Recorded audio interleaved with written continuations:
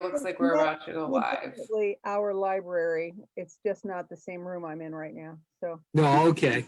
yeah. Do we all go mute? All right, everyone, I think that we are now live. So let's welcome the group. Hi, thank you very much for joining. I am Jamie Morgan. I'm a Navy veteran from the Midwest, Illinois originally, and a volunteer with Veterans and Military Families for Biden. We are very happy to have you all here tonight. We have a very distinguished group of panelists that Mr. Robert Goodwin will be moderating this evening. We expect to have about 15 minutes of panel discussion followed by Q&A and welcome your questions. So I'll introduce Mr. Robert Goodwin briefly now and then turn it over to him. Mr. Goodwin is an Illinois native and Air Force veteran, a graduate of the Air Force Academy, and a former Deputy Assistant Secretary of the Air Force. Among his numerous professional accomplishments, they include the founder of Ocean Cycle, which is a social enterprise focused on preventing ocean plastic pollution. He's also held positions with USAID, the State Department, the White House, and he is a Harvard Business School graduate and holds a master's in business from the University of Southern California. With that, over to you, Robert. Great. Thanks so much, Jamie. Really appreciate that. Thanks everyone for joining us. We've got less than a week to go. It's all hands on deck, to use a Navy reference. And an awesome group of panelists tonight. All our veterans, all our patriots. Most of us have worked for both Republican and Democratic presidents, and all of us care deeply about the future of this nation. And so we're gonna take, I have a couple questions I wanna ask. I'm gonna have each panelist introduce themselves, give some remarks, and we'll also try to take some questions from the audience. So if you have a question, please put it in the chat and we'll moderate that and try to get that question answered. And with that, I want to introduce our first panelist, Dr. Joseph Collins.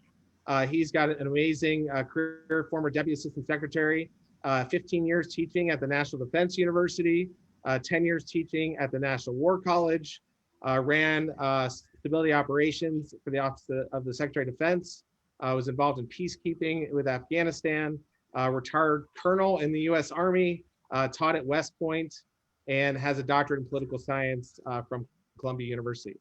So Dr. Collins, welcome you, and please, any remarks you might have. Thanks, Robert, and it's great to be among friends and talking with fellow veterans and about Veterans Affairs for anyone who's interested. My own story wouldn't be complete without talking about how I got to be part of National Security Leaders for Biden. I was a Republican from 1998 to April of this year. I like to say that I didn't leave the Republican Party, that the Republican Party left me when it became the Trump-publican Party. Sad to say, the ultimate sign of that is at their convention this year, they decided not to have a platform, which in my lifetime is the first political party without a platform. I don't know what that makes it, a religion, a cult, a club, motorcycle gang, or whatever. But in any case, it's very unusual. I am a native New Yorker and had many instances, both when I was younger and when I was in graduate school and stationed with the Hambys at West Point, to see Mr. Trump rather, up close and personal. He is not a person of good character. In the past few years, he's shown himself to be a racist, a sexist, a xenophobe. Remarkably, people have stopped repeating this story, but the Washington Post has cataloged over 22,000 direct lies in 4 years. I'm claiming that to be a record, whether or not I know it is. In any case, I suppose we could forgive a lot of this if he was a very competent, somehow was a very competent executive, but he is neither caring nor competent. And in fact, he's just the opposite of Joe Biden. And so that's why I ended up in the Biden camp. And I'll turn it back to you, Robert. Great. Thank you so much for that. Next panelist, Admiral Janice Hamby. And so she retired from the Navy in 2012. She's had an amazing career, directed global operations for offensive and defensive cyber activities. She served in Iraq. She also served on nuclear aircraft carriers at sea. She has 3 master's degrees and a doctorate focused on the impact of toxic leadership, which is something we want to talk to her about. And then also joining us on the call is her husband, Major Dale Hamby, West Point grad, taught there as well, as we talked about with Dr. Collins, and Harvard Business School grad. So nice to see that alumni as well. And has been an amazing military spouse with such a successful wife in her career, spent 20 years following her around, which is such a great service as well. They ran for office twice in Pennsylvania. Together, they run a small sheep farm and have 2 children and 2 grandchildren, and they've been married over 41 years. And so I'll leave it first to Admiral Hamby first, and then maybe Dale after her. Thank you, Robert. It is really a pleasure to be here to talk to people who I believe are a lot like me. I have always viewed myself on the moderate side of conservative. Certainly within the Democratic ranks, I'm a conservative. But at my core, the thing that has really been important to me is having a balanced approach to being responsible with my money and having our nation be responsible with its money, while remembering to take care of those people who don't have the wherewithal to be able to take care of themselves. So some people call it the hard head, soft heart approach, where you work a rational approach to policy so that it can do the best good for all of us and not forget about those without. Like Joe, I feel that the Republican Party left me. I was a lifelong Republican, campaigned for Republican candidates, but by the time we left the Navy and chose to make Pennsylvania our home, it was clear to me that when I registered to vote in Pennsylvania, I could not register as a Republican.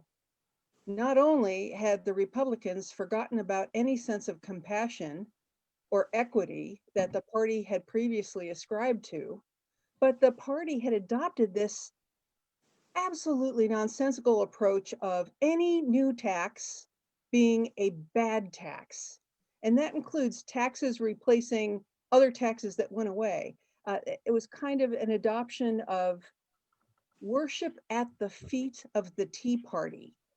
And it forgot about its mainstream membership. It forgot about people who had the character to want to help make the nation better for everyone, and not just for those who could afford the lawyers to fight their tax bill down to 0.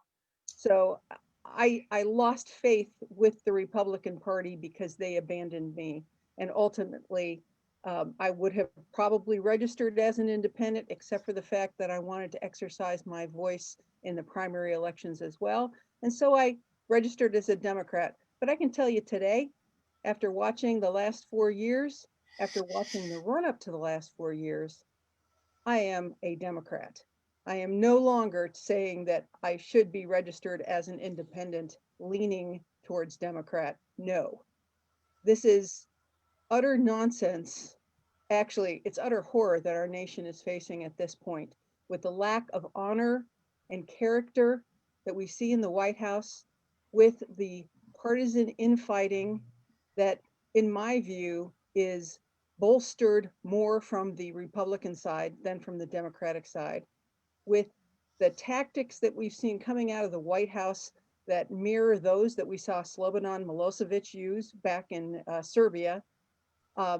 It is a horror, and it is an existential threat to our democracy. And so I am definitely in support of Joe Biden and Kamala Harris, and absolutely against everything that Trump has proven to us that he stands for. All right, Major Hamby. Sure. Thank you, Bob. Robert, like Jan said, like her, the Republican Party left me as opposed to me leaving the Republican Party. About 4 years ago, I decided to run for office. And the reason I ran was because our state legislature couldn't come up with a budget for 9 months.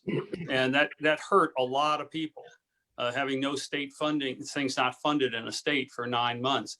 And it was because the Republican Party, which controlled the House and the Senate of the state, just couldn't get it together to do it. And they really weren't trying that hard. I ran as a fiscal conservative because I believe in that. But you have to take care of people, and they failed to do that. And so coming out as a Democrat here in the southern end of Lancaster County was, I probably would have been better if any number of things, but coming out as a Democrat down here and stuff is challenging. And it's challenging for a lot of folks, but I hope that a lot of people who maybe they're still registered as Republicans or maybe they're independents, that when they get into the polling booth, that they decide to do the right thing and vote for Biden as opposed to Trump and have another 4 years of Trumpism. One of the things that I really find problematic with Trump is he doesn't have a plan. And I believe that Joe Biden does. He doesn't have a plan for healthcare. He doesn't have a plan for COVID. It's all just winging it. And you can't run a federal government by winging it. He's used to being the head of the family business and not even responding to a board of directors, but just calling all of the shots. And you can't run the federal government like that. I think Joe's, I hope that he can improve the healthcare situation that we have. My mother fell and broke her hip in her mid-90s. And her medical insurance covered for about 81 days of rehab. After that, it was over $10,000 a month that fortunately in her case, because it wiped her out really quickly, Medicaid picked up the costs. We have another 97-year-old Jan's mother living with us. You know, it's good that we have safety nets to catch people when they live to those kind of ages, because you outspend the money that you have. It's not by lack of planning, you just outlive your money. So, and I guess the last thing is with respect to COVID, again, not having a plan, but then not even being truthful about things. There's a White House news release that went out yesterday saying that they ended the COVID pandemic. And there's 1,000 people dying a day, and they've ended the pandemic. It's ludicrous. And people need to be able to trust their leaders, and you just can't trust them. But thank you. Yeah, I think that's a really good point in terms of like all of us who served on active duty. If you don't have a plan, your bosses will not support you in doing whatever you want to do. A plan is critical. Thank you for that. I want to introduce our next panelist, Major General Dennis Laich. He retired in 2006 after 35 years in the Army. He commanded all Army Reserve forces across 6 New England states, served in Germany, Kuwait, Iraq, Honduras, and many other places.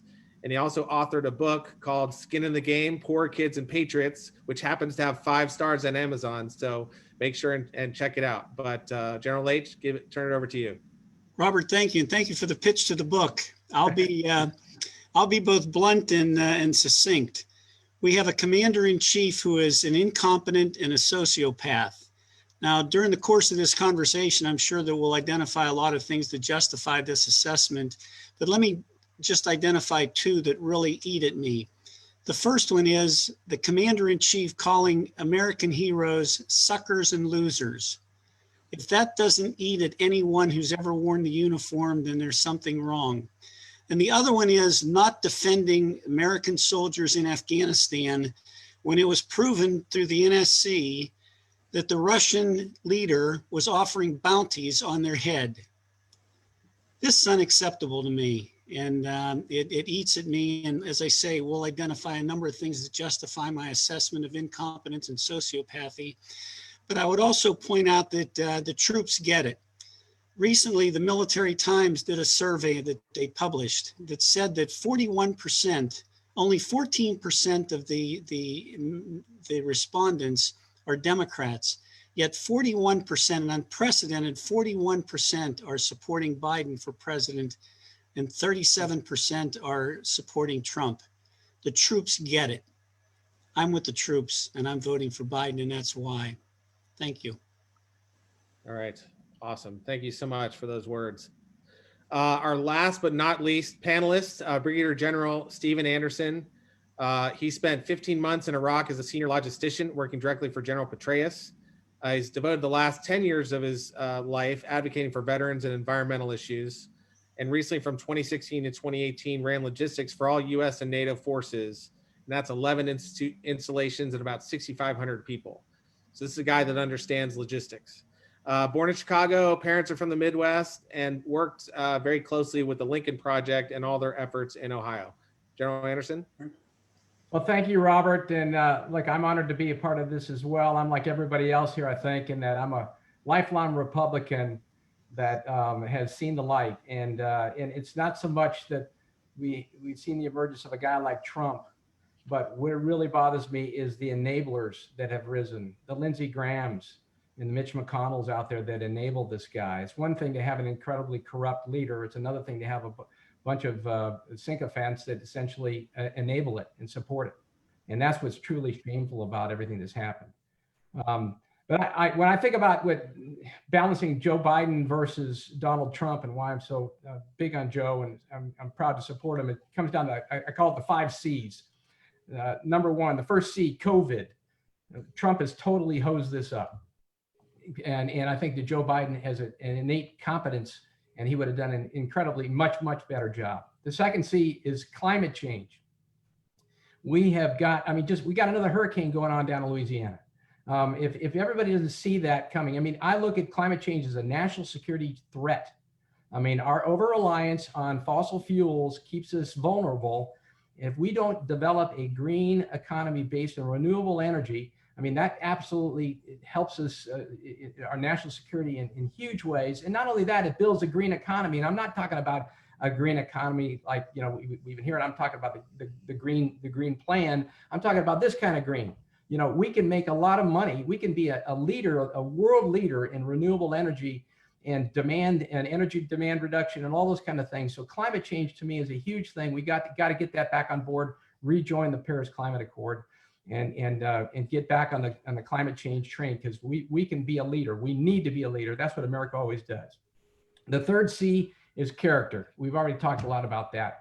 The man just doesn't have the character that it takes to be president of the United States. Duty, honor, country, totally foreign concepts to him. He doesn't understand about self-sacrifice. He doesn't understand about integrity. He's told 25,000 lies. That's just absolutely inexcusable. The fourth C, corruption. Look at what he's done. Look at the people that he surrounded him with. The daily violations of the emoluments clause. The running up tabs at Trump hotels, and having his kids being on inside the White House, lining their pockets. He's more concerned about his own financial well-being than he is on the American people. And the fifth C is compassion. And I'd like to say that I'm very proud of seeing this up close and personal, because as an officer in the Pentagon during the Iraq War, used to go out to Dover Air Force Base for the dignified return, the remains returns that came back from our dead soldiers and contractors that came back from overseas, Iraq and Afghanistan, and they'd be met by a contingent, and always had to have an Army general officer present. And on 3 occasions, Vice President Joe Biden was there. Okay, and sometimes this had happened at 2 or 3 o'clock in the morning. There were no cameras. It was just Joe Biden doing the right thing. And not only that, he would meet with all the families, and he showed incredible empathy, and the tears that he shed, and they were sincere, and the comfort that he gave those families was unbelievable. And he would pass out his own his personal cell phone, says, call me. Who does that? Joe Biden does that. And that's why I'm supporting him. Thank you.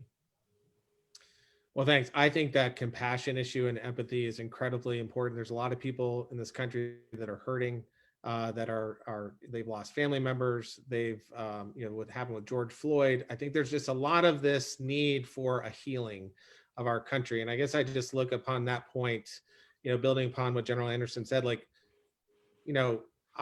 just what's your own perspective in terms of that lack of empathy, that lack of just emotion? I don't see it. And I appreciate sometimes a boss who's willing to let there be no emotion to kind of focus on a goal. But I think our country needs someone who can say, I actually feel your pain. I want to make it better. and let us go through that journey. And I have not seen that in the Trump administration. So I just opened it up to the group. So I think that's an excellent point, Robert. The evidence of, or the lack of evidence of any kind of social compassion on the part of Trump and his inner circle. And I think that because of where we are as a nation, so divided, so almost on the verge of a digital civil war, I would say, because that's where I think it would play out. We need someone who has suffered himself and has learned lessons from suffering. And if you've been able to look into some of the issues from Joe Biden's past, and there are some issues in his past, he has very much owned those problems. And it's after going through the very painful loss of those most dear to him that he said he was able to come and understand the level of his own arrogance that caused him to take actions that put himself before others. And that he is at peace with the notion that if the balloting goes such that he loses the presidency, it doesn't change who he is. He is still Joe Biden. He still can rest confident on the fact that he is doing this to serve the nation, not to serve himself. And we have seen nothing but service of self coming out of the White House. So I think that's an extremely important point for us all to take. It may not be the normal criteria that we think of when we choose a president, but at this time, it is one of the most important criteria for us to consider. Well, particularly in light of the fact that we're such a divided nation right now, we need somebody that can unify us, that can heal the nation. We're hurting everywhere, and we need somebody that's got the empathy and the compassion to pull people together. And Joe Biden has that in spades. You know, and I told the story about meeting with him at Dover. You know, I also was a contractor in Afghanistan in 2016 through 2018 for 2 years, and I had 2 of my direct reports killed over there. He met with the families of contractors that were killed over there at Dover Air Force Base. I wasn't there then because I was in Afghanistan. I mean, that's the kind of guy he is. He cares about the soldiers. He cares about everybody serving over there, men, women, you know, and contractor, soldier, whatever. Anybody that's over there is an American. That's the kind of guy he is. He wants to be a president for all Americans, not just the red states.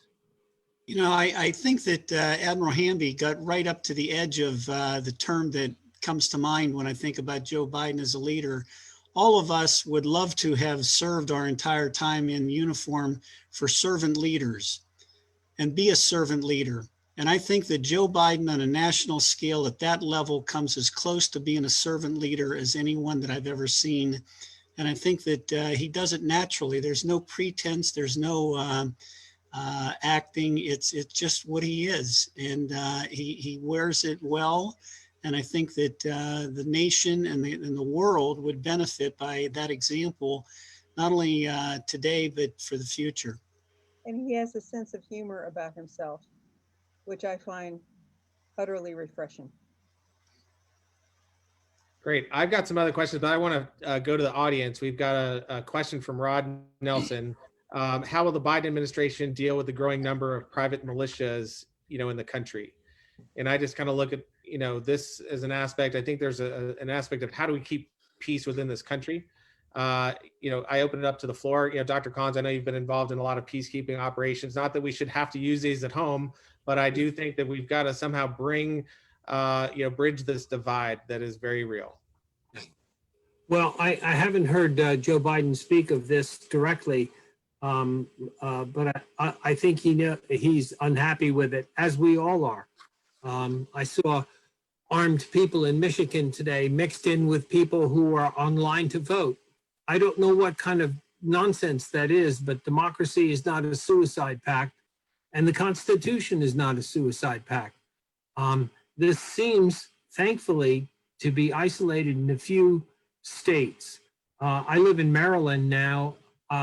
We don't have large groups of militia here that I have seen. And I have encountered it indirectly in Virginia, but that was only on one or two occasions. Unfortunately, in one case, people were actually killed. I think this is something where we need better laws in our states, and we need to at least begin by stopping the use of the word militia. These people are not the militia. The National Guard and the Army Reserve are the militia. These are people are armed gangs, and we should treat them as such. And unfortunately, it seems to me in Michigan that the legal superstructure supporting these armed gangs is quite strong. And we've seen that in Michigan, it's quite legal for large groups of openly armed people in military garb to walk through the executive offices and the legislature. I don't know what kind of silliness that is. Robert? Go ahead. I was just going to say, you mentioned Michigan several times. From 1998 until 2002, I commanded an Army Reserve military police brigade in Michigan.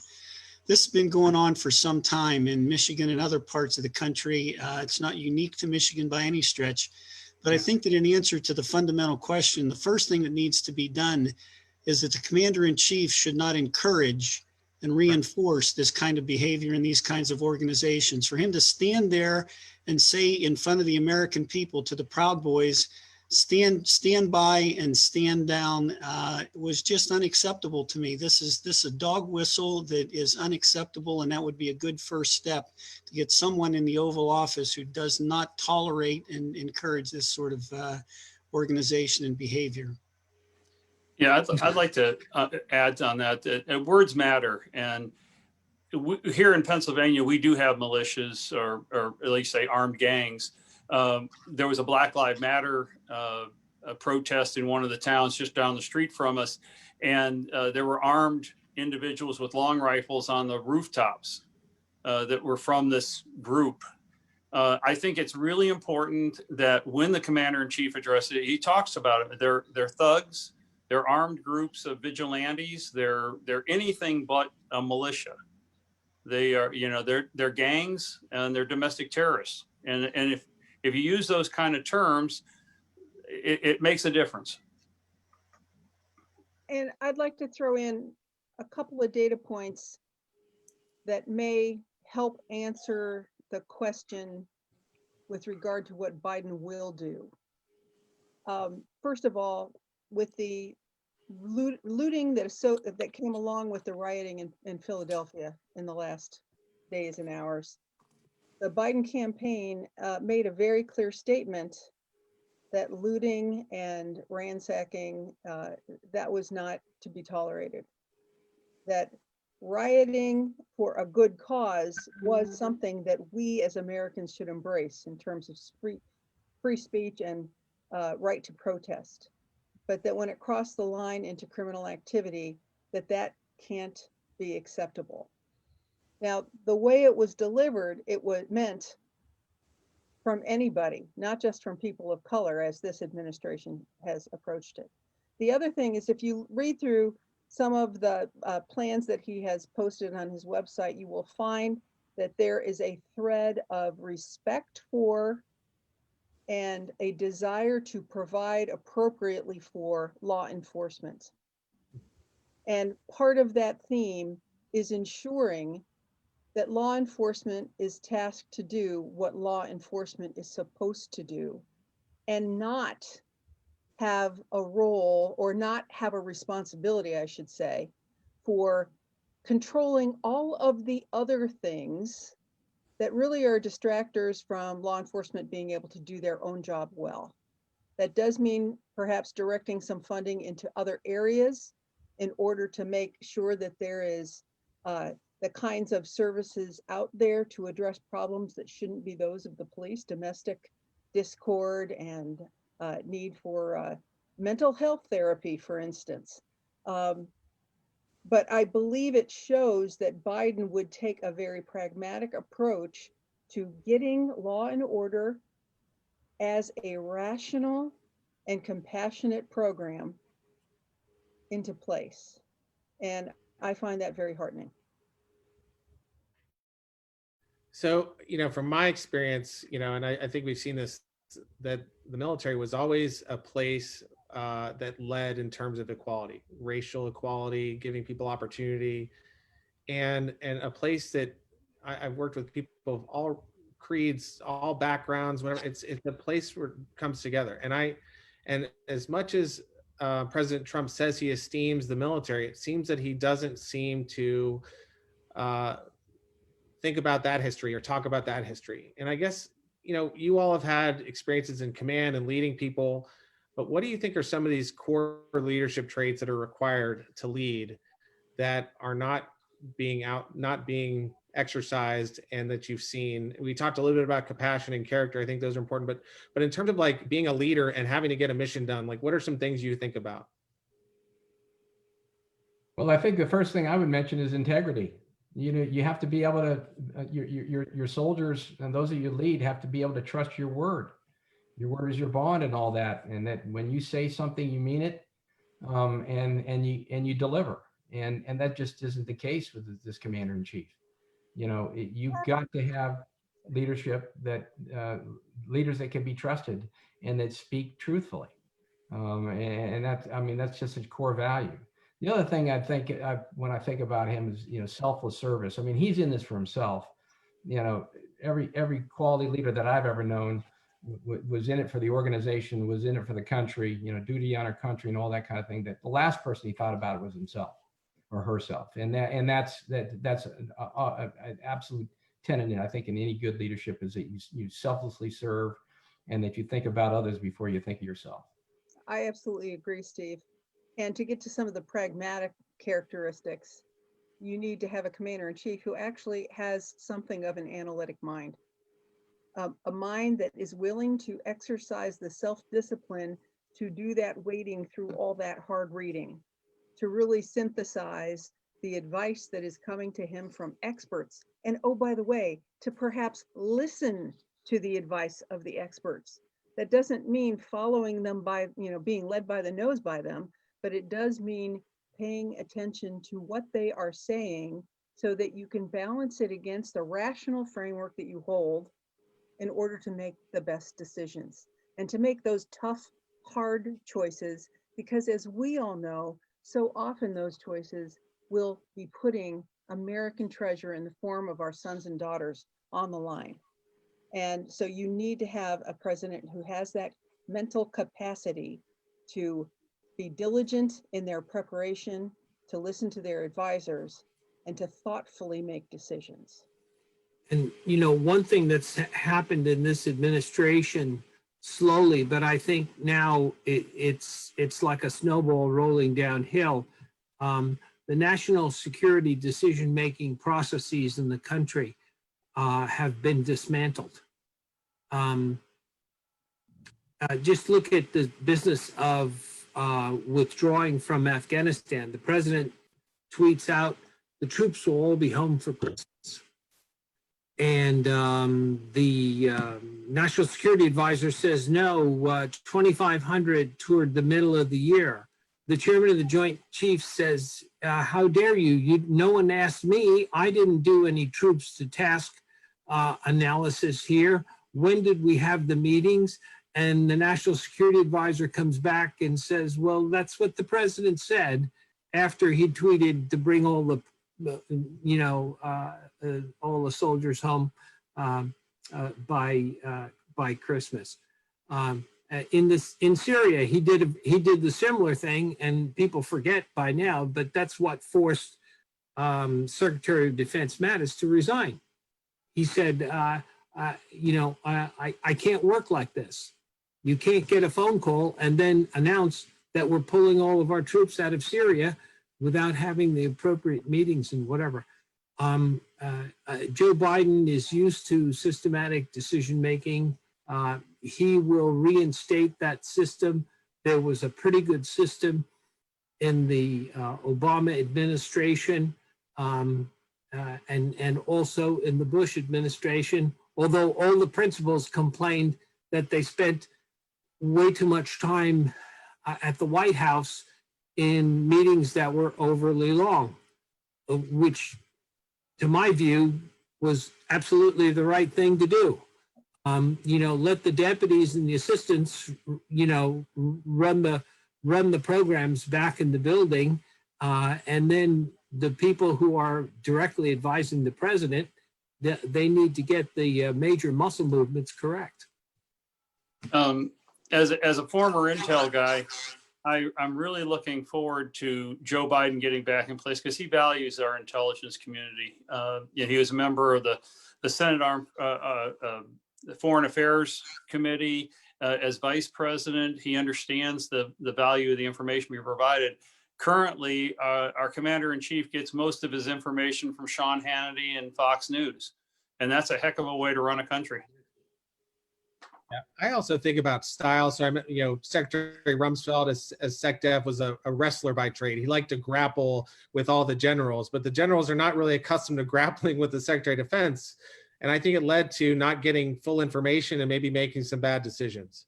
Where when Secretary Gates came in, he was much more of a university president, get opinions from everyone, let's have some debate, and then let's make a decision. And I find this kind of style of if I don't agree with you, I'm going to go after you, and criticizing people. I've never seen so many people serve and then be criticized on their way out for serving and, for doing public service. I guess I just wonder in terms of style, how do you think style matters in terms of good national security policy? Yeah, Robert, can I go back to the previous question for just a minute?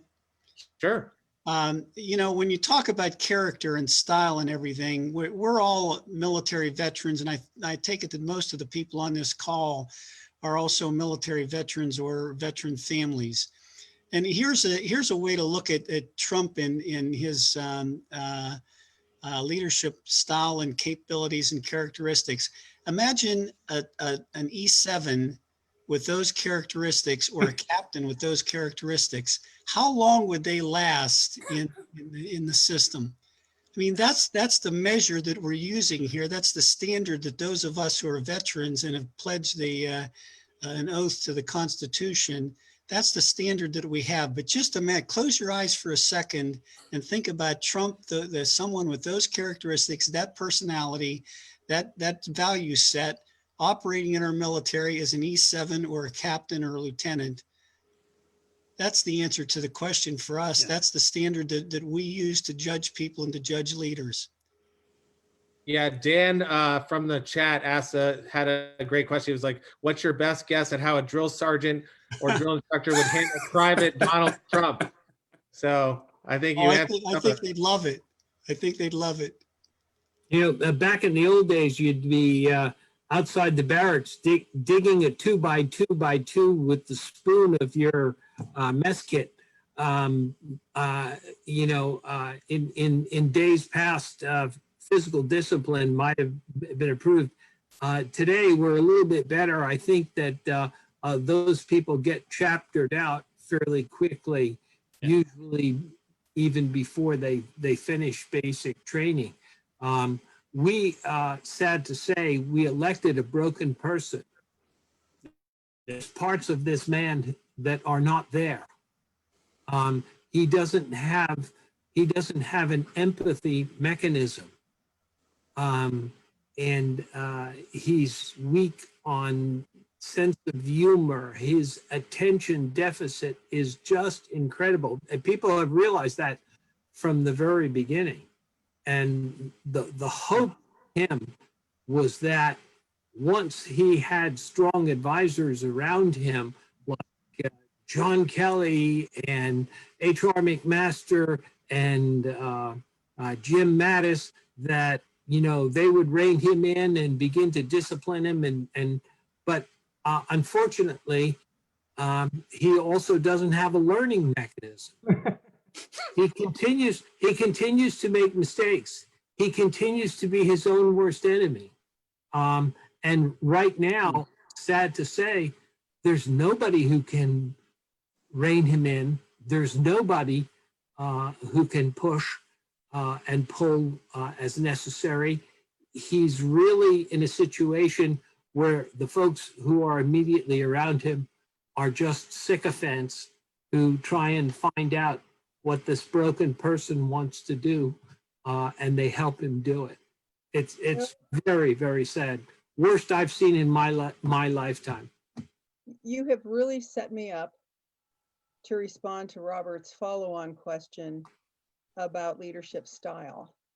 I like to think of myself having some level of expertise in this area because I spent, 2.5, 3 years of my life in researching toxic leadership and toxic leaders.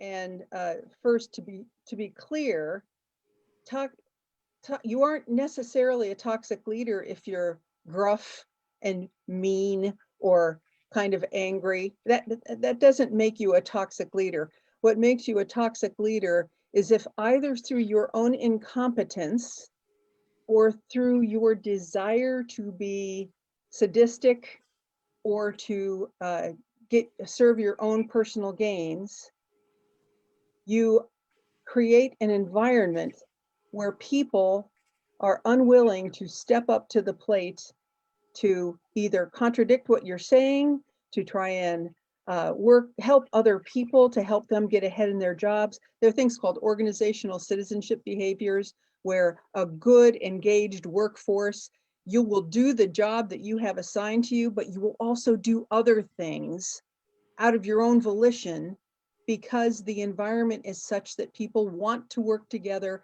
and they want to move the organization towards its stated purpose. A toxic leader creates an environment wherein that is impossible. And the reaction of the workforce is such that they withdraw into themselves, they become yes men, they become unwilling to raise issues that may actually threaten the actual existence of the organization for fear of what kind of penalty the toxic leader will rain down upon them, whether it be some kind of unwarranted disciplinary action, pay cut, firing, or the big one is really just public humiliation in front of coworkers and in front of family and in front of other people. And as I was going through this research, which I started prior to the Trump campaign, I found myself checking into reality and seeing perfect examples of everything that I was reading about. And the absolute concern that he would be elected in the first place, and then following on this case study of toxic leadership after he was elected. So in my mind, based on everything I learned in working on that dissertation, he is the epitome of a toxic leader. Not only is he working for his own good, regardless what it does to the organization and to the workforce, but he also is incompetent. Normally, you get a toxic leader who's one or the other, the incompetent who can't prevent that kind of environment from existing below them, or the one who is working for their own gain, regardless what it does to the rest of the world. In Donald Trump, we have both. And it is a recipe for disaster, as we all have seen. I want to take one more question from the audience, from Don in Ohio. Given the proven Russian goal, and I'd add China to this, to sow discord within America and the damage it's inflicted, what actions would you suggest a Biden administration take for Russia and also for other adversaries? They're looking to attack us with disinformation. So I feel like you guys keep throwing these at me. I was the chancellor of the College of Information and Cyberspace at National Defense University, and misinformation, disinformation is one of the areas that we really focused on. And there are two approaches to this. One is actually using our national means, which I cannot divulge, of course, and cannot go into any kind of detail, but ferret out the sources and shut them down. And the other thing is to really educate your citizenry your workforce on how to suss out accurate information so that they can't be fooled. And there are some regulatory policies that could be put in place, similar to what we do for commercial endeavors that are doing business with the Department of Defense. They're required to go through a review to ensure that their efforts are not counter to the United States. Well, other businesses just doing business in the United States should be, foreign businesses doing business in the United States should be at least subject to some kind of a cursory, I won't say review, because we don't need to put in an entire new regime for doing this kind of thing, but we need to at least provide the authorities, that's where I'm going. We need to provide the authorities to folks in commerce so that they can investigate and go against those companies that appear to be up to no good. Forgive me, I can't think of the name of the advertising concern right now, but there's an advertising concern that is backed by the Russians that is putting up all kinds of apparently innocuous posters and advertisements on the metro and other places like that, that eat away, erode away at our American values. And we can do something about this if only those folks who are being paid to watch for these things were given the authorities to take some actions. And that's been all but cut off under this administration. Yeah, unfortunately, there's been a break. Normally, the rules for great power competition is very simple. When one side pushes, the other side pushes back. In this case, there's been a break. There's a problem between Mr. Trump and the Russians. I don't know if it's Putin admiration. I don't know if they have anything on him, but he doesn't respond. And he finds that people that stress the role of Russian disinformation are casting doubts on his own legitimacy. And this goes all the way back to his first election. And when things are rough with the Russians, he often sides with them.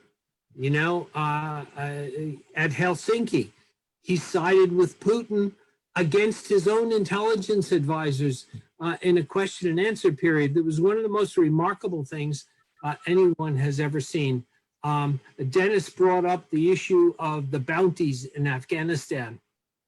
And he refuses to sort of answer these things head on. And so Mr. Putin, like the hotel burglar of all, you know, feeling that the lock was loose, is still trying to get into the room. And his people are still working, pardon me. And I have to say, we're getting a little bit better at sussing out this business of disinformation. And we're getting a little bit more help from Twitter and from Facebook, who are even pointing out when our politicians create their own disinformation. So it's a huge problem.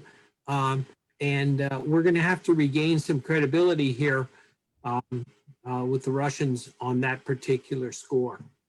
Well, one way to gain credibility is to have a commander-in-chief who will support his intelligence community and those that are serving in it, rather than listening to Putin. I mean, what we've done is forfeited trust of for the American people that they have in their intelligence community, because the commander-in-chief has disparaged them. Mm-hmm. And that's a terrible problem. And in the news today, the list of people that President Trump, if he gets a second administration, that he would like to fire includes the head of the CIA and the head of the CIA and the head of the FBI, which is just totally outrageous. Those are mature professionals who are doing their job to the best of their ability. But Trump now has gotten under his wing the Department of Justice, and now the Director of National Intelligence, who spouts nonsense. in the name of supporting his political master. Major Hamby, do you have something on that? No, just that it, in the intelligence community, being independent, nonpartisan, is staying out of the political fray is extremely important. Your job is to analyze and to advise the decision makers as to what's going on. And when they start cherry picking intelligence, we saw that back in the Bush administration when they were trying to build up support for going to war with Iraq. It was cherry picking of the information, and you end up with bad results, and you end up with discrediting the intelligence community and people losing their faith in it, as Joe said. It's the damage that can be done to organizations like this and stuff can last for decades. Yeah, and I want to just kind of, I'm going to paraphrase this a little bit from Anna Rock. So we all have friends that are still serving, that we all have some friends that are conservatives and that are still supporting the Trump administration or leaning that way. How do you find, because I think what I love about people that are veterans for the most part is like, we're just like, let's forget the drama. Let's solve the problem. Let's just focus on the mission. Let's get it done. And like, leave our own personal agendas behind. And I guess from that standpoint, when you all think about some of those tough conversations you've had, like, how do you approach it? Like, what's some of your strategy? What would be really helpful to some of the people that are on these calls?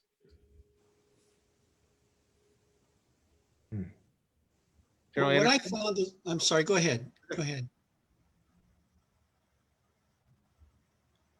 What I found is that these are tough calls because you have a mindset in the military that you're going to salute the flag, you're going to say "hoo-ah" 5 times, and you have an obligation to take orders. And I think it's hard for many people in the military. And I know I saw the same thing. I mean, I switched gears in 2006 when I retired. You had an opportunity to decompress a little bit and think about what you were doing, what you've done, and what you're going to do in the future. And I think that the military mindset doesn't necessarily lend itself to that very readily. So these are tough conversations that are almost in conflict with your sense of values and your sense of duty. And they're different for everyone. Just as many Republicans have made who are not serving in the military, have made a transition and recognized the downfall of their political orientation. Many have not, and it's no different for the military serving actively today. And those that are serving in the reserve and the National Guard are in the same category. So when I have these very difficult conversations, as Dennis points out, what I try to focus on is that first oath that we all took. And I try to talk through the fact that our overriding priority is the defense of the Constitution and the nation that it represents. And that overwhelms any commitment or priority that we put on serving the boss or answering the next order, because fundamentally it all derives from that Constitution. And then if I can help them see how this administration has eroded those values that underpin the Constitution, that's where I get some traction. That's where I get people recognizing that being held up by that one issue of, but I must follow orders, is just not the way to go. You need to recognize that our first commitment is to this nation. And if that means speaking out in a political fashion where we in the military normally have not, so be it. There's a gentleman I used to work with named Arnie Resnikov. He said, you must be loyal to the person until it's at the expense of the team. You have to be loyal to the team until it's at the expense of the organization. You have to be loyal to the organization until it's at the expense of the nation. And you must be loyal to the nation until it's at the expense of your values or your God. And I think that that's an important kind of distinction in terms of like where we need to be putting our energy. We're getting to the end of the time. I want to give you all a chance to have the last word, and I'm going to go in reverse order. So, General Anderson, some last words for the group. Well, I'm just to follow on that point. You know, we swore an oath to the Constitution, support and defend the Constitution of the United States against all enemies, foreign and domestic. And we've got a lot of domestic enemies right now of the Constitution, and that's how I look at it. And I think Jan touched on this earlier. You know, it's an the Trump presidency is an existential threat to our nation. And you know, it's hard for a lot of people like in this call, because we grew up in an era where, you know, we're agnostic. We salute smartly, and we support whoever's in charge. We're not. You'd never ask. I mean, my entire 31-year career, I never remember really even talking to anybody about whether you're Republican or Democrat. I mean, really, it just never came up because it didn't have to. But now we've got a president that wants to break all the norms and expects the loyalty to be to him. Well, an oath to support and defend him vices the nation and the Constitution.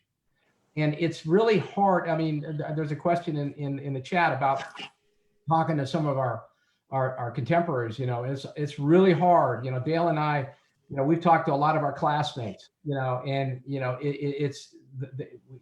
they have a hard time voicing themselves publicly because they know that, hey, we're supposed to be out of it. We're supposed to be agnostic. We're supposed to, you know, be out of the fray. And I said, I felt that way until 2016. And then I realized my voice needed to be heard. Right. The entire civ mil norm of the military being not apolitical so much, but as being nonpartisan and above the political fray, that's been eroded tremendously. And I think it's important that so many people have spoken out. This year, more than 500 senior officers and probably another 300 former, you know, assistant secretaries and things of that nature. Even a handful of SecDefs and former national security advisors, you know, have spoken out. And another unique aspect of this particular year is the number of Republicans who have spoken out against a Republican president. So it's been a norm-busting year, but I think it's important to do what we're doing here and to get issues out on the table and to remind people, you know, in the words of Elihu Root, that, you know, as you are a good soldier, you must also be a good citizen. And Steve talked about an existential threat. We're still in enough good shape to be able to remedy this particular situation through an election. You know, the stronger the voice of the people in this election, the less possibility there will be for people to play games or to try and steal the election. General Laich?